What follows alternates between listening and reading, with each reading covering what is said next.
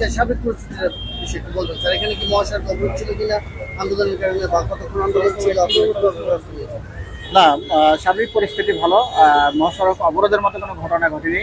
কিছু সংখ্যক ছাত্রছাত্রী তারা সকাল থেকেই জড়ো হওয়ার চেষ্টা করেছে। আমরা তাদের সাথে কথা বলেছি, আমরা কোনো শক্তি প্রয়োগ করিনি।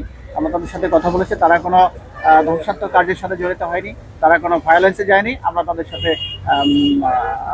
শান্তিপূর্ণভাবে কথা বলে, ভালো আচরণ করে তাদের সাথে কথা বলে আমরা এখান থেকে তাদেরকে বিদায় করে দিয়েছি। এখানে মহাসড়ক অবরোধের মতো ঘটনা ঘটেনি, কোনো শক্তি প্রয়োগের প্রয়োজন হয়নি।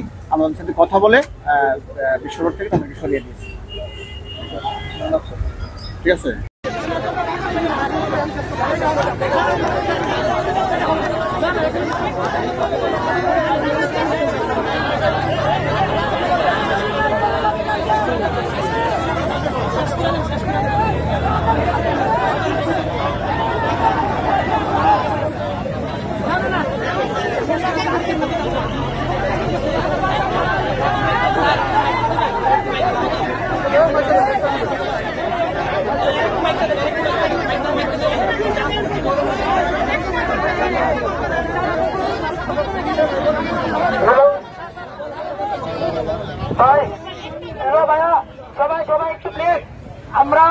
আমরা শান্তিপূর্ণ কর্মসূচি করছি, প্রশাসন সবাই আমাদেরকে সহযোগিতা করছে।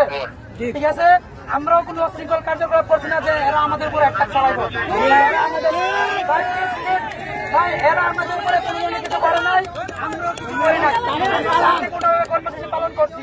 এখন যারা আমাদের সমন্বয়কারী যারা আছে, আমাদের সমন্বয়কারী যারা আছে, তারা পরবর্তী কর্মসূচি দিলে আমরা ইনশাআল্লাহ কর্মসূচি করবো, পালন করবো। এবং সারা যারা আছে, আমরা যারা আছি, আমরা সারার কাছে বিনীত অনুরোধ করবো, যারা সামনে কর্মসূচি হলে আজকের